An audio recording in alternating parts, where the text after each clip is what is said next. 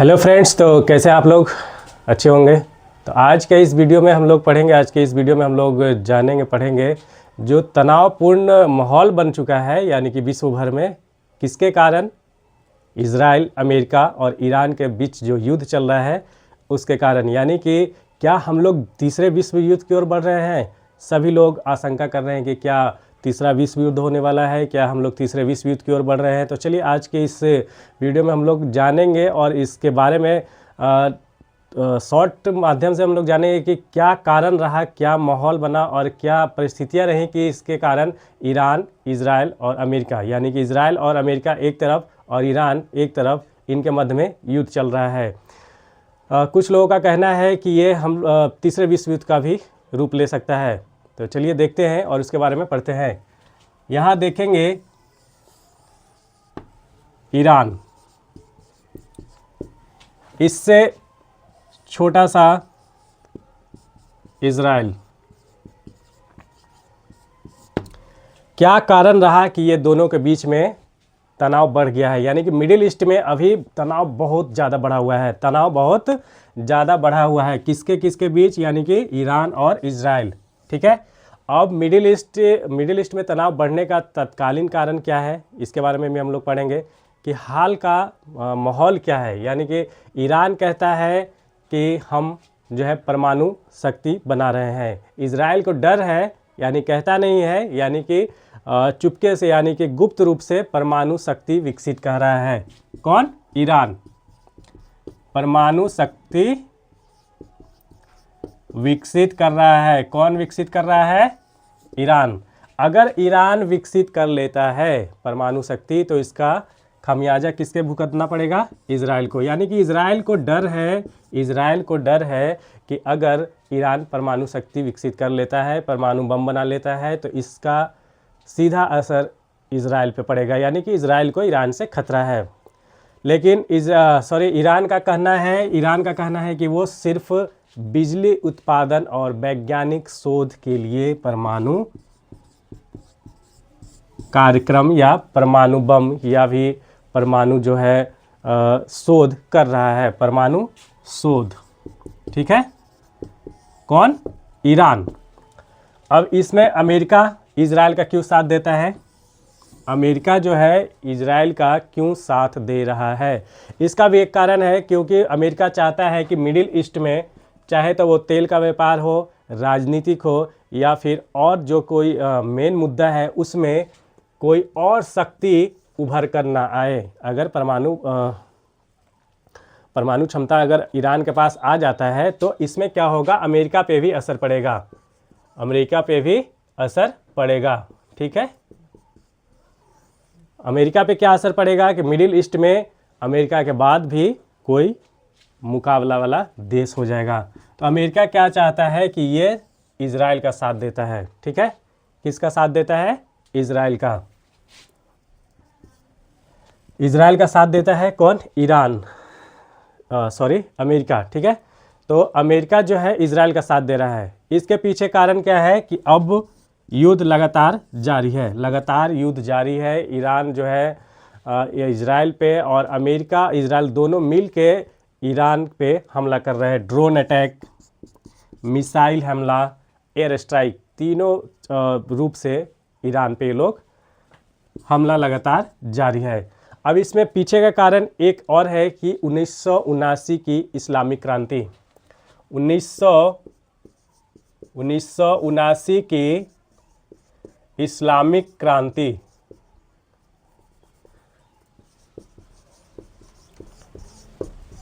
में जो इस्लामिक क्रांति हुए उसके बाद वहाँ के जो राजा थे उनको हटा दिया गया और खमेनी को वहाँ अपना सत्ता हासिल करता है।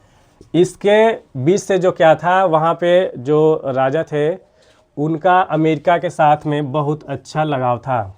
अब क्या हुआ कि जैसे ही 1979 की इस्लामिक क्रांति हुई तो अमेरिका और ईरान के मध्य जो संबंध थे वो बिगड़ते चले गए। इसका एक कारण ये भी है, संबंध बिगड़ते चले गए। अब क्या है कि अमेरिका और इजराइल दोनों मिलकर ईरान पे लगातार हमला कर रहे हैं, लगातार हमला जारी है।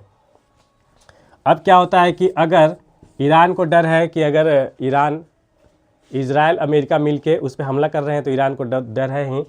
अब ईरान के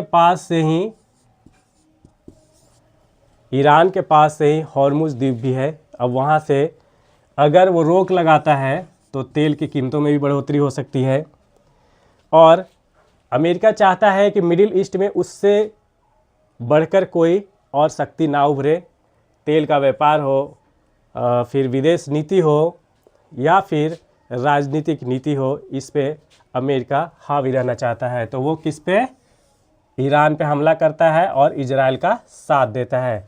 अब इसका और भी देश पे क्या व्यापक असर पड़ सकता है, यानी कि भारत पे क्या असर पड़ सकता है, तो इसमें यह है कि तेल जो है, क्रूड ऑयल, वहाँ से जो सप्लाई होता है, तेल की कीमत में बढ़ोतरी हो सकती है और फिर व्यापक नीति, विदेश नीति पे भी असर पड़ सकता है। ईरान, इजराइल, अमेरिका तीनों समझ गए होंगे, यानी कि एक तरफ इजराइल और अमेरिका, दूसरी तरफ कौन है? ईरान। और भी इसमें है कि ईरान एक तरफ है, इजराइल जो है अमेरिका का साथ दे रहा है, यानी कि अमेरिका इजराइल का साथ दे रहा है। तो ये जो लड़ाई अभी चल रही है, ये विशेषज्ञों का मानना है कि ये तीसरा विश्व युद्ध का मोड़ ना ले ले, क्योंकि अभी और भी देशों के साथ में आपस में लड़ाइयाँ चल रही है। तो क्या हम लोग तीसरे विश्व युद्ध की ओर बढ़ रहे हैं? सोचने वाली बात है, क्या हम लोग तीसरे विश्व युद्ध की ओर बढ़ रहे हैं? तो अभी इसके बारे में ज़्यादा कुछ कहा नहीं जा सकता, लेकिन फिर भी मिसाइलें, ड्रोन और एयर स्ट्राइक चालू है और लगातार हमले हो रहे हैं। किस पे? ईरान पे। यहाँ पे इजराइल एक छोटा सा देश है, इतना पावरफुल कंट्री है, इसका ड्रोन अटैक, लेजर सिस्टम इतना विकसित है कि ये इधर चारों तरफ से इस्लामिक कंट्री, यानी कि चारों तरफ से इस्लामिक कंट्री से घिरे होने के बावजूद भी ये क्या है? ईरान को लगातार जवाब दे रहा है। यहाँ की सुरक्षा एजेंसियाँ जो हैं, खुफिया एजेंसी मोसाद, ये भी बहुत पावरफुल है। आपको पता होगा इजराइल की सुरक्षा एजेंसी मोसाद ये भी बहुत पावरफुल है। क्या है? बहुत पावरफुल है। तो तत्कालीन कारण और पहले की जो 1979 की जो इस्लामिक क्रांति है, वो भी कारण है इसका, किसके बीच में? इजराइल और ईरान के बीच में लड़ाई का, या लड़ाई तो नहीं कह सकते हैं, युद्ध कह सकते हैं, जिसमें अमेरिका जो है इजराइल का साथ दे रहा है। क्यों? क्योंकि इसे डर है कि कहीं मिडिल ईस्ट में जो तनाव है वो और बढ़ सकता है और भी कोई दूसरा कंट्री पावरफुल बन के ना उभरे। ठीक है, तो इजराइल, अमेरिका और इधर ईरान, एयर स्ट्राइक लगातार जारी है।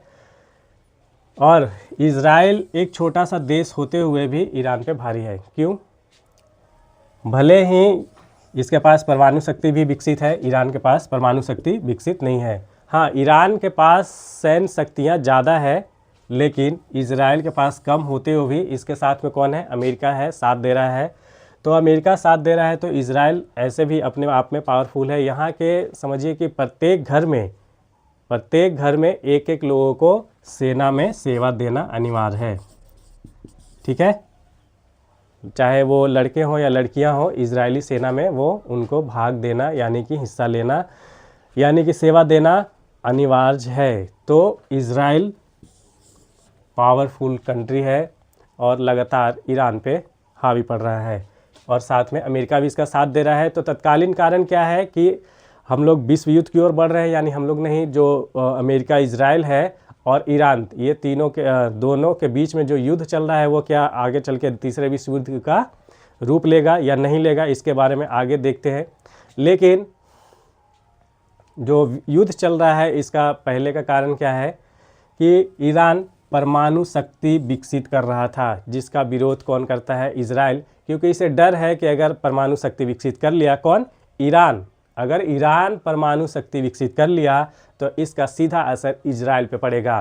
फिर अमेरिका नहीं चाहता कि कोई भी मिडिल ईस्ट में ताकतवर कंट्री बनकर उभरे, तो ये भी एक कारण है। लेकिन ईरान का कहना है कि वो सिर्फ परमाणु शक्ति या परमाणु शोध कर रहा है, किसके लिए? बिजली उत्पादन के लिए और वैज्ञानिक शोध करने के लिए। फिर इसमें है कि 1979 की इस्लामिक क्रांति के बाद वहाँ के राजा को हटा दिया जाता है, जिसका रिश्ता जो था अमेरिका के साथ बहुत ही बढ़िया था। ये भी होता है एक कारण कि इसके अमेरिका और ईरान के बीच दुश्मनी का। ठीक है, अब क्या है कि लगातार ड्रोन, मिसाइल, बम और एयर स्ट्राइक किए जा रहे हैं और युद्ध जो है बड़े स्तर पर फैल चुका है। कहाँ? ईरान और के क्षेत्र में। यहाँ से क्या है कि हॉर्मुज द्वीप भी है, यहाँ से आके बहुत व्यापार का जो है माध्यम है। तो इससे क्या है कि व्यापक असर ये पड़ेगा कि तेल की कीमतों में बढ़ोतरी हो सकती है, व्यापक और विदेश नीतियों पर असर पड़ सकता है। ठीक है, तो आप लोग समझे इस वीडियो के माध्यम से कि कारण क्या है ईरान और इजराइल, अमेरिका, यानी कि मेनली मान के चलिए कि इजराइल और ईरान के बीच जो युद्ध चल रहा है इसका तत्कालीन कारण, और इसके पीछे का कारण क्या है, मुख्य कारण क्या है, अमेरिका क्यों उसमें शामिल हुआ है, इसके बारे में आप लोग समझ चुके होंगे। ठीक है, तो तब तक आप लोग ध्यान लगाकर पढ़ें।